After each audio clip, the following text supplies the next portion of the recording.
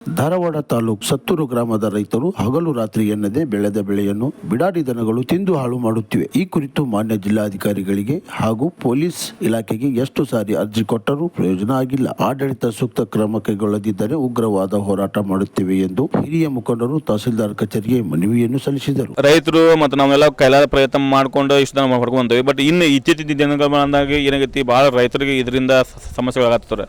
Night 10-11 ಗಂಟೆಗೆ ಬರ್ತಾವೆ. ನಮ್ಮೆಲ್ಲ ರೈತರು ಉಣ್ಣು ಮಕ್ಕಳು ಟೈಮ್ಗೆ ಬಂದು ಎಲ್ಲ ಹೊಲ ಮೈ ತಿಂದು ಹೋಗ್ಬಿಡ್ತಾವೆ. ಒಂದು 300-400 ದನಗಳು ಒಟ್ಟಿಗೆ ಬರ್ತಾವೆ. ಒಬ್ಬ ಮನುಷ್ಯನ ಒಟ್ಟಿಗೆ ಹೆರ್ಸಕ್ಕೆ ಆಗೋದಿಲ್ಲ. ಅದು ಎಲ್ಲ ದನಗಳು ಒಂದು 10 ಫೂಟ್ 15 ಫೂಟ್ ಮಟ್ಟ ದನ ಮ್ಯಾಚ್ ಜಿಗಿತಾವೆ ತಂತಿ ಬಿಲ್ಗಳನ್ನ. ಯಾವ್ದು ರೀ ಇಲ್ಲ, ಇದು ಹತ್ತದ 20-25 ವರ್ಷದಿಂದ ಹಂಗೆ ಇದ್ದಿದ್ದವ್ರಿ. ಇದು ಹೋದ ವರ್ಷದಿಂದ ಏನು ಮೊನ್ನೆ ಲಾಸ್ಟ್ ಟೈಮ್ ನಾವು ತಹಸೀಲ್ದಾರ್ಗೆ DC ಅವ್ರಿಗೆ ನಮ್ಮ MLA ಸಾಹೇಬರು ಇದಕ್ಕೆ ಭಾಳ ಸಹಕಾರ ಕೊಟ್ಟಾರೆ. ಅವರೆಲ್ಲ ಬಂದು ನಮ್ಮ ಊರಾಗ ಮೀಟಿಂಗ್ ಮಾಡಿ ಅವರೆಲ್ಲ ಕರೆಸಿ ಮೀಟಿಂಗ್ ಮಾಡಿದ್ರು. ಮತ್ತು ಅವರಿಂದ ಸ್ವಲ್ಪ ನಮ್ಗೆ ಎಲ್ಲರೂ ಕಡೆಯಿಂದ ಒಂದು ಅನುಕೂಲ ಆಯ್ತು ರೀ. ಮತ್ತು ಒಂದು 6 ತಿಂಗಳ ಕಡಿಮೆ ಆಯ್ತು ಸರ್. 6 ತಿಂಗಳ ಕಡಿಮೆ ಆಗಿ ಮತ್ತು ಈಗ ಒಂದು 4-5 ದಿನದಿಂದ ಆಯ್ತು ನೋಡಿರಿ. 4-5 ದಿನದಿಂದ ನಿನ್ನೆ ಒಂದು 10-15 ಎಕರೆ ಎಲ್ಲ ಮೇಯ್ಬಿಟ್ಟವ್ರಿ ದನ. ಈಗೇನು ಇನ್ನೇನು ಬಂದು ನಮ್ಗೆ ಒಂದು ಮಟ್ಟಿಗೆ ಬರುವ ಪೀಕೆಲ್ಲ ತಿಂದು ಹಾಬಿಟ್ಟವು. ಈಗ ನಮ್ದು ಏನಾಗೈತಿ, ನಮ್ಮ ಸತ್ತೂರೆಲ್ಲ ರೈತರ ಜೀವನ ರೈತಾಪಿ ವರ್ಗ ಐತ್ರಿ. ಅದ್ರ ಮ್ಯಾಗ ಅವಲಂಬನೆ ಆಗೈತಿ. ಅದು ಇನ್ನು ಏನಾಗೈತಿ, ಈಗ ಎಲ್ಲ ಮಟ್ಟ ಬಂದು ಪೀಕ್ ತಿಂದು ಹಾಬಿಟ್ಟು ಮುಂದೆ ನಮ್ಮ ರೈತರ ಗತಿ ಏನು ಸರ್?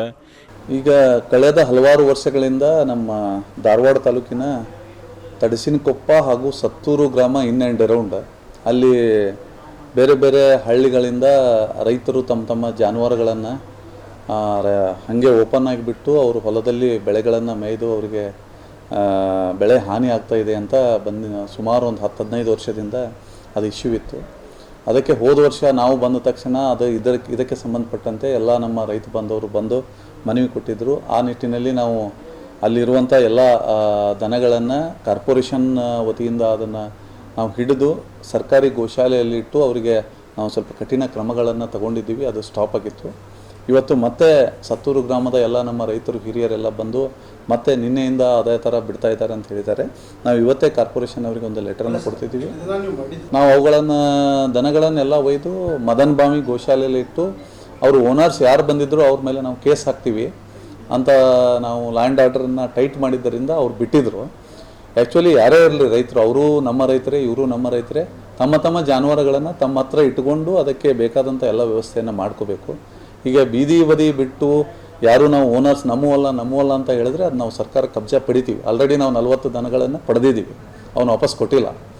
ಈಗಲೂ ಕೂಡ ನಾವು ಕಾರ್ಪೊರೇಷನಿಗೆ ಇವತ್ತೇನೆ ಕಾರ್ಪೊರೇಷನ್ ಕಮಿಷನರ್ ಅವರಿಗೆ ಬೆಳಿಗ್ಗೆ ಮಾತಾಡಿದ್ದೀನಿ.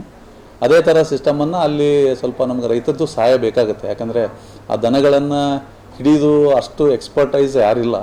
ಎಲ್ಲರೂ ಸೇರಿ ನಾವು ಹಿಡಿದು ಮತ್ತೆ ಅಲ್ಲಿ ಕಳಿಸಿ ಅದೇ ಥರ ವ್ಯವಸ್ಥೆಯನ್ನು ಮಾಡ್ತೀವಿ. ಕ್ರಾಂತಿ ಸಮಾಚಾರ, ಧಾರವಾಡ.